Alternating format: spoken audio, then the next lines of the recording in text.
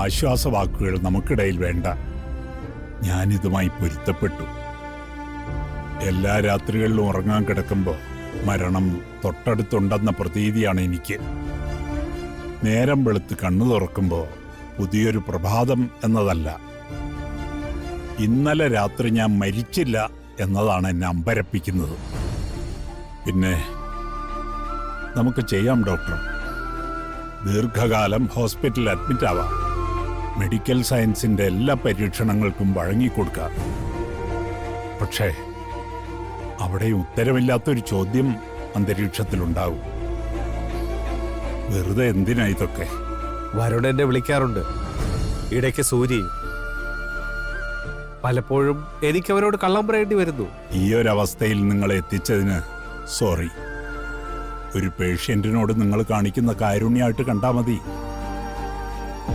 എനിക്ക് വയ്യടോ.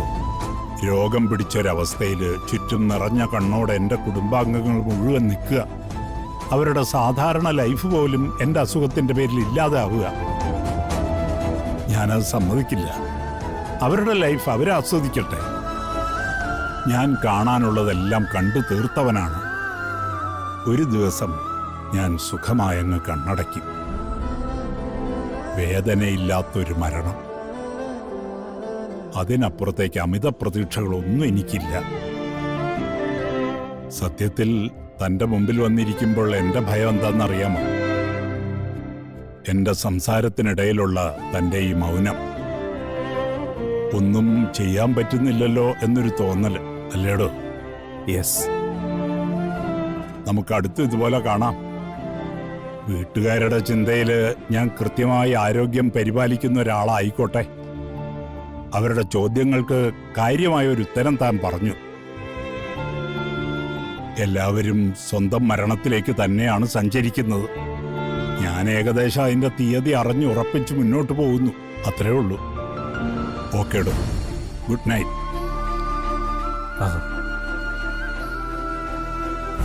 വിട്ടുകളാ ഡോക്ടർ. നമുക്ക് പിടിച്ചു നിർത്താൻ പറ്റാത്ത പലതും ഈ ലോകത്തിലുണ്ട്. അത് അംഗീകരിക്കണം.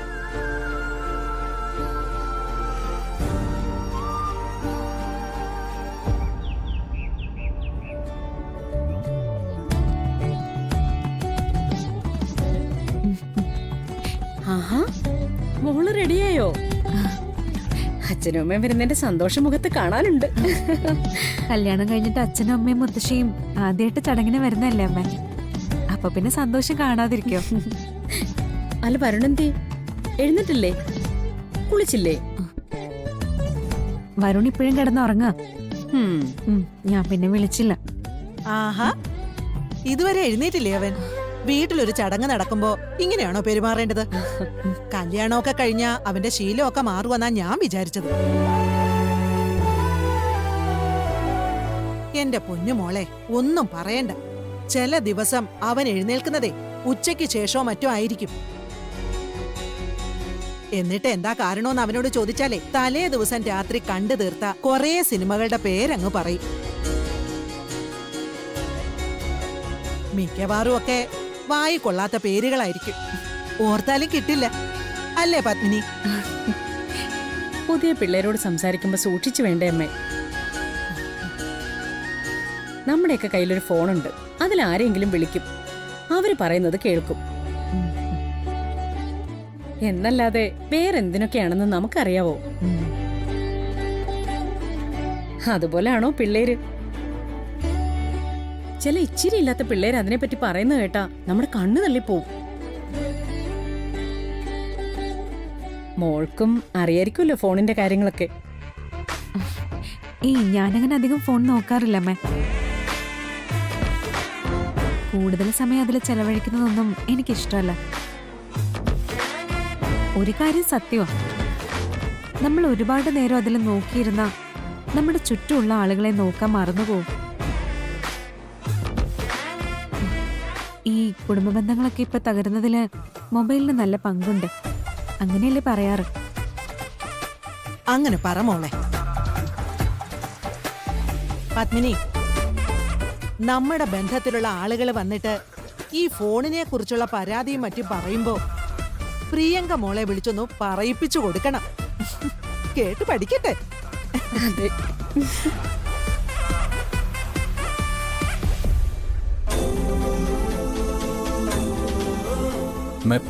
ചായ. ഇന്നത്തെ ദിവസത്തിന്റെ പ്രത്യേകത എന്താണെന്നറിയോ നിനക്ക്? ഇന്ന് ബുധനാഴ്ച അല്ലേ? ഇന്നെന്താ പ്രത്യേകത? ഇന്ന് ഇവിടെ ആരെങ്കിലും വരുന്നുണ്ടോടാ? ഉണ്ടോ? എന്താ വരുൺ, എന്റെ വീട്ടിൽ നിന്ന് അവരെല്ലാവരും കൂടി വരുന്ന ദിവസമല്ലേ നമ്മളെ ചടങ്ങിന് വേണ്ടി വീട്ടിലേക്ക് ക്ഷണിക്കാൻ? ഓ, അത്രേ ഉള്ളൂ. എല്ലാരും കൂടി പറയുന്നത് കേട്ടപ്പോ ഞാൻ കരുതി വേറെന്തോ ആണെന്ന്. ഇതെങ്ങനെയാടാ നിസ്സാരകാരിയാവുന്നത്? കാര്യം പ്രിയങ്കയെ നീ വിവാഹം കഴിച്ചതോടെ നമ്മുടെ 2 കുടുംബങ്ങളും ഒന്നായി. ചില ചടങ്ങുകൾ വരുമ്പോ അത് കൃത്യമായിട്ട് അപ്പുറവും ഇപ്പുറവും പാലിച്ചേ പറ്റൂ. നീ പോയി പെട്ടെന്ന് കുളിച്ച് റെഡിയാവും. ചെല്ലേ. എനിക്കൊന്നും വയ്യ. ഇനി ആര് വന്നാലും ഞാൻ ഇങ്ങനെ തന്നെ ആയിരിക്കും. എന്താടാ ഇത്? ചെറിയ കാര്യത്തിന് പോലും ഞങ്ങളെ വിഷമിപ്പിച്ചേ അടങ്ങുന്നുള്ള ഭാഷയാണോ നിനക്ക്? മുത്തശ്ശി, ഞാൻ മതി മതി. ഇനി ഇങ്ങോട്ടൊന്നും പറയാൻ നിക്കണ്ട. ഒരു 10 മിനിറ്റിനുള്ളിൽ കുളിച്ച് വേഷം മാറി ഇങ്ങോട്ട് വന്നേക്കണം. എഴുന്നേറ്റ് ചെല്ല്. മുത്തശ്ശി, ചെല്ലാനല്ലേ നിന്നോട് പറഞ്ഞത്? കുളിച്ചൊരുങ്ങി വന്നിട്ട് എന്തിനാ? ഇവളുടെ കുടുംബക്കാരെ സ്വീകരിക്കാനല്ലേ? ഇവിടെ അതിന് എന്റെ ആരെങ്കിലും ആവണ്ടേ? അതിനൊക്കെ താല്പര്യം തോന്നാൻ ഞാൻ എന്റെ പെണ്ണിനെ കണ്ടെത്തണം. എന്നിട്ട് ഞാൻ എല്ലാ കാര്യങ്ങളും ഭംഗിയായിട്ട് ചെയ്തോളാം.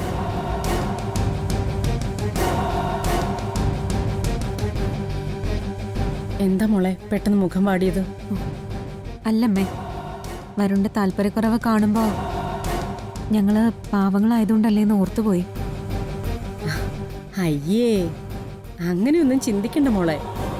അവനെ അങ്ങനെയൊന്നും മനസ്സിൽ വെച്ച് പെരുമാറുന്ന ആളല്ല. കുളിച്ച് ഒന്ന് ഉറക്കമൊക്കെ തെളിയുമ്പോഴേക്കും അതൊക്കെ അങ്ങ് മാറിക്കോളും. മോള് പേടിക്കണ്ട. വരുണിന് നിന്നോട് താല്പര്യക്കുറവ് തുടരാനൊന്നും പറ്റില്ല. ഞങ്ങളുടെയൊക്കെ മനസ്സ് നിന്നെ സ്നേഹിച്ചു തുടങ്ങിയതുപോലെ വരുൺ നിന്നെ സ്നേഹിച്ചു തുടങ്ങും.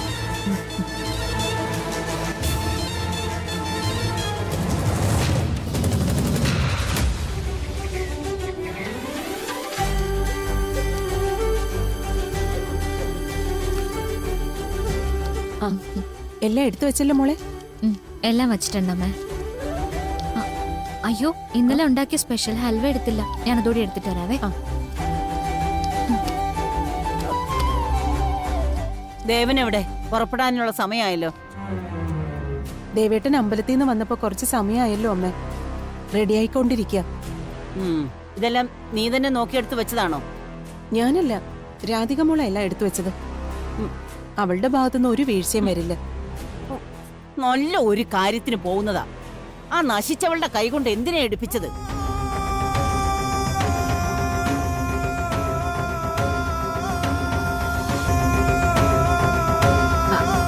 അമ്മ, ഹൽവയും കൂടി വെക്കട്ടെ. എന്ത് കാര്യം പറഞ്ഞാലും കേക്കരുത്. നിന്നോട് തുടരുതെന്ന് പറഞ്ഞ കാര്യങ്ങൾ തുടരണമെന്ന് എന്താ ഇത്ര വാശി? അമ്മേ, ഉണ്ടാക്കിയതെല്ലാം അവള് തന്നെയല്ലേ, പിന്നെ എടുത്തു വെക്കുന്നത് കൊണ്ട് എന്താ? ഞാൻ വെറുതെ കൂട്ടു നിന്നല്ലേ ഉള്ളൂ. നീ വെറുതെ നിന്നെങ്കിലും നിന്റെ മനസ്സ് ശുദ്ധമാ. പക്ഷെ ഈ പണിയെടുത്തു എന്ന് പറയുന്ന ഇവളുടെ മനസ്സുണ്ടല്ലോ, അതില് ദുഷ്ടബുദ്ധി മാത്രമേ ഉള്ളൂ. സത്യം പറഞ്ഞാ ഇത് കൊണ്ടുപോയി വേറെ ഒരിടത്ത് കൊടുക്കാൻ എനിക്ക് വിശ്വാസമില്ല. എന്തിനാ മുത്തശ്ശി അങ്ങനെയൊക്കെ പറയുന്നേ? പ്രിയയുടെ വീട്ടിലേക്ക് കൊണ്ടുപോകുന്നൊരു കാര്യം മോശമാവാൻ ഞാൻ താല്പര്യം കാണിക്കോ? കാണിക്കും. ആ കാര്യത്തിൽ എനിക്ക് സംശയമൊന്നുമില്ല. അവൾക്ക് കിട്ടിയ ഒരു നല്ല ബന്ധം ഇല്ലാതാക്കാൻ നിന്നെ കൊണ്ടാവുന്നതൊക്കെ നീ ചെയ്യുന്നുണ്ടല്ലോ. ആ, എന്നാ പിന്നെ നമുക്ക് ഇറങ്ങിയാലോ? മോളെ, സാധനങ്ങളൊക്കെ എടുക്ക്. അവള് വരുന്നില്ല. അതെന്താ? വരണ്ടാന്ന് ഞാൻ പറഞ്ഞു. ചടങ്ങ് നടത്താൻ ഇപ്പൊ നമ്മുടെ ആവശ്യമല്ലേ ഉള്ളൂ. എന്തൊക്കെയാ അമ്മയെ പറയുന്നത്? നമ്മുടെ ഈ കുടുംബത്തിലുള്ള എല്ലാവരും ഒന്നിച്ചല്ലേ പോകേണ്ടത്. അതിന് രാധിക മോളെ മാത്രം എന്തിനാ മാറ്റി നിർത്തുന്നേ? അച്ഛാ, നിങ്ങൾ പോയിട്ട് വരൂ. അതിലെനിക്ക് കുഴപ്പമൊന്നുമില്ല. എനിക്ക് കുഴപ്പമുണ്ട്. എന്റെ ഇളയ മകളെ കെട്ടിച്ചയച്ച വീട്ടില് ഒരു ചടങ്ങ് നടക്കുന്നു. അപ്പൊ എന്റെ മൂത്ത മകള് എന്റെ കൂടെ ഉണ്ടാവണം. അതെന്റെ താല്പര്യ. അതെ, അമ്മ പറയുന്നതിലും കാര്യമില്ലേ? എന്ത് കാര്യം? ഇവളൊരു അനാഥ പെണ്ണല്ലേ? അങ്ങനെ ഒരുത്തി കണിമംഗലത്തിന്റെ അകത്ത് കയറി നിരങ്ങുന്നത് അവർക്ക് ഇഷ്ടമില്ലെങ്കിലോ? രാധിക മോൾ അനാഥയാണെന്ന് അവരോട് അമ്മ കഷ്ടപ്പെട്ട് പറഞ്ഞു മനസ്സിലാക്കിയോണ്ടല്ലേ? അല്ലെങ്കിൽ അവര് പോലും എന്റെ മകളെന്നല്ലേ വിചാരിക്കൂ. ഇനിയിപ്പോ ആർക്ക് അംഗീകരിച്ചു തരാൻ ബുദ്ധിമുട്ടുണ്ടെങ്കിലും ഇവൾ എന്റെ മകളാ, എന്റെ മൂത്ത മകള്. ഈ ചടങ്ങിന് പോകുന്നുണ്ടെങ്കിൽ ഇവൾ എന്റെ കൂടെ ഉണ്ടാവും, അല്ലെങ്കിൽ ഈ ചടങ്ങില്ല. അയ്യോ, എന്താ ഈ പറയുന്നേ? ഇത് എന്റെ തീരുമാനമാണ്, അത് മറികടക്കാൻ ആരും ശ്രമിക്കണ്ട. അച്ഛാ, എനിക്കിവിടെ ചെയ്തു തീർക്കാൻ കുറച്ച് പണികളൊക്കെ ഉണ്ട്. പിന്നെ ആ അമ്പലത്തിന്റെ അവിടേക്ക് പോകാൻ വേണം. നിങ്ങൾ എന്തായാലും പോയിട്ടോ. ഇതാരെ പേടിച്ച നീ ഇതിപ്പോ പറയുന്നത്? ആരെ പേടിച്ചാലും ശരി, നീ എന്റെ കൂടെ വരുന്നു. യശോദേ, ഇറങ്ങാൻ നോക്ക്.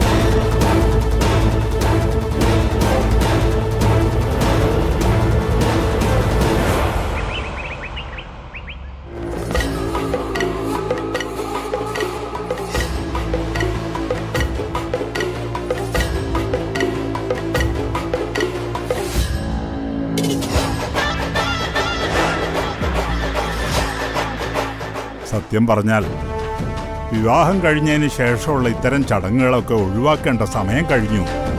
എല്ലാവർക്കും ബുദ്ധിമുട്ടല്ലേ?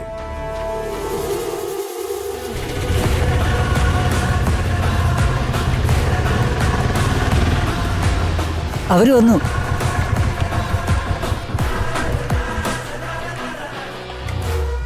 നീ എവിടെ പോന്നു? ഒന്ന് ടോയ്ലറ്റിൽ പോട്ടെ. എന്താ അതിന് വിലക്കാണോ?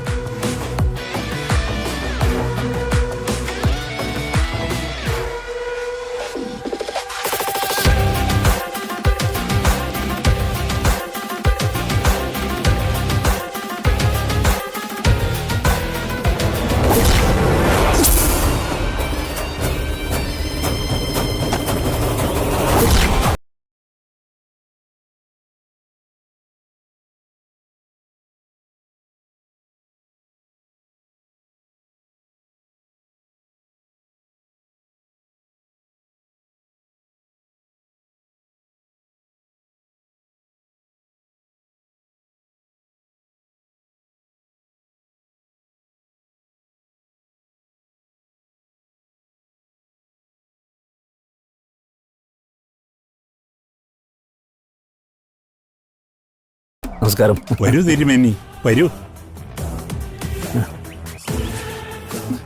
എന്നെ തിരിച്ചുകൊണ്ടോണ്ടാണോ വന്നേ? ചേച്ചി എന്തിനാ ഇങ്ങോട്ട് കൊണ്ടുവന്നേ? ബോധമില്ലാണ്ടായോ മുത്തശ്ശിക്ക്? അച്ഛൻ സമ്മതിക്കണ്ടേ? ആ, എന്താ ഇത്? എല്ലാരും അവിടെ തന്നെ നിൽക്കുന്നേ. വരൂ. ആ, ദാ വരുന്നു. അവന്റെ കണ്ണിൽ നീ പെടാൻ പാടില്ല. എന്റെ ലൈഫ് വെച്ചാ കളിക്കുന്നതെന്ന് മറക്കണ്ട.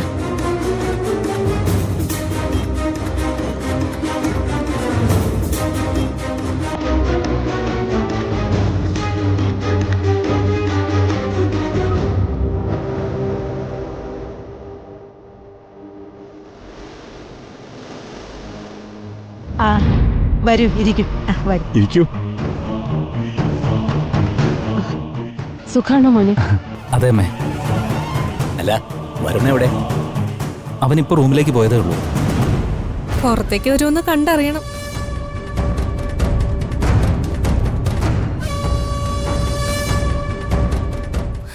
അല്ല, അവന്റെ ഫ്രണ്ട്സ് ആരെങ്കിലും വിളിച്ചാലേ ഒറ്റ ഇരിപ്പ് അവനങ്ങ് ഇരുന്ന് കളയും. കേട്ടോ തിരുമേനി, അസ്ഥാനത്ത് കയറി ആവശ്യമില്ലാത്ത കാര്യങ്ങൾ സംസാരിക്കാൻ ഞങ്ങളുടെ കൽപ്പനയെ കഴിഞ്ഞേ വേറെ ആളുള്ളൂ.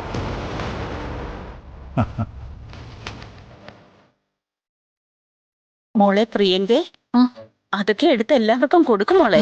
വീട്ടിൽ തന്നെ ഉണ്ടാക്കിയതാ. ഇനി ഇപ്പൊ ഇതൊക്കെ അയൽവക്കത്ത് വിതരണം ചെയ്യണം. അതിന്റെ പാത്രം തിരിച്ചു വാങ്ങണം. അല്ലാതെ ഇവിടെ ആരാ ഇതൊക്കെ കഴിക്കുന്നത്? അല്ല, നീ എപ്പോഴാ ഉർവശി ന്യൂ ജനറേഷൻ ആയത്? എനിക്ക് ഈ വീട്ടുപലഹാരങ്ങളെന്ന് പറഞ്ഞാല് അതിനേക്കാൾ പ്രിയം വേറൊന്നുമില്ല. എടുത്തോളൂ. വിജു, വരുണിനെ ഇങ്ങോട്ട് വിളിച്ചോ.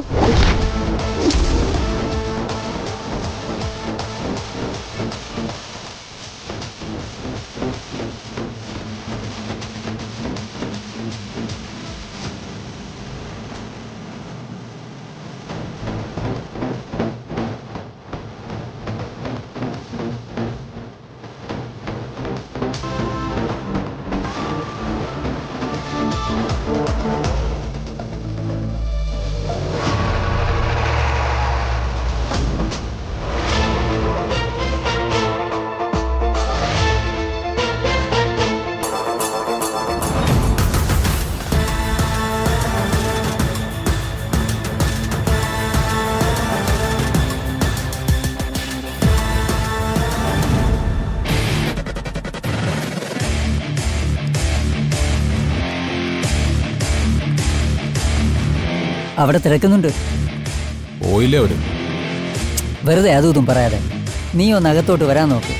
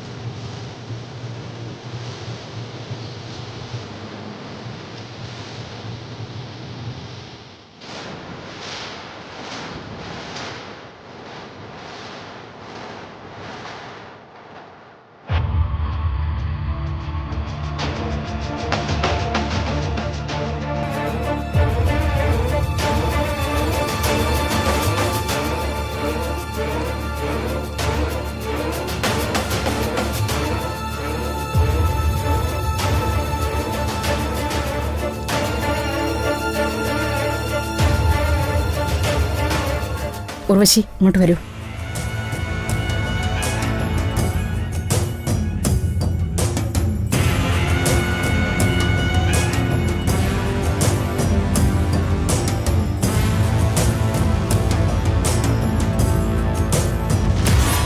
എന്ത് പണിയാ വരുൺ?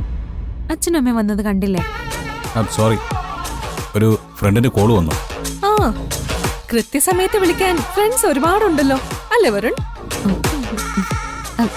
വരുൺ കഴിച്ചു നോക്ക്.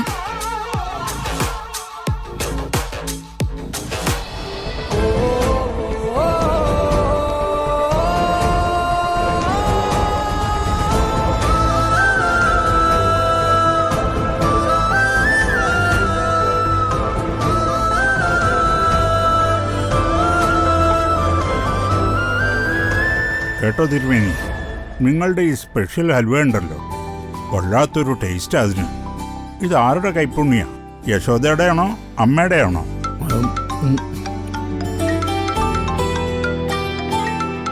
അച്ഛാ, ഞാൻ നിർത്തോട്ടെ? ആദ്യം നീ അതൊന്ന് ഓഫ് ചെയ്ത് വയ്ക്കുക.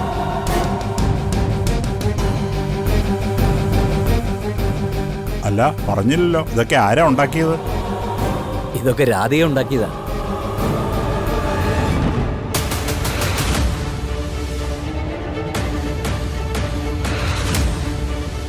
എവിടെയാ കുട്ടി? ഒന്നും കൂടി വിളിക്കൂ.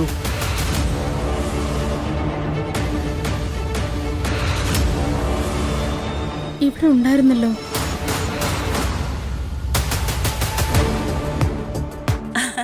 അതെ, എവിടെ പോയാലും അവൾക്ക് ഈ വീടൊക്കെ ചുറ്റിക്കറങ്ങി കാണുന്ന ഏർപ്പാടുണ്ട്.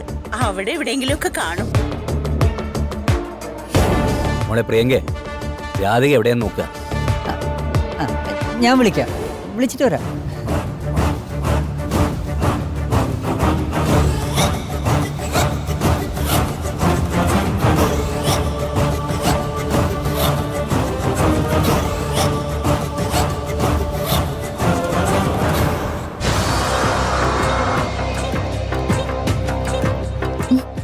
എടോ, അവിടെ എല്ലാരും തന്നെ അന്വേഷിക്കുന്നു.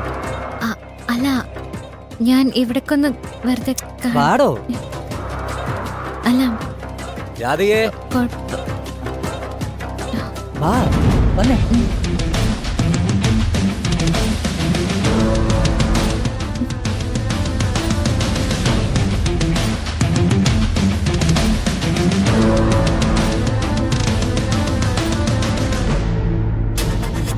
ആ, വീടൊക്കെ ശരിക്ക് കണ്ടോ കുട്ടി?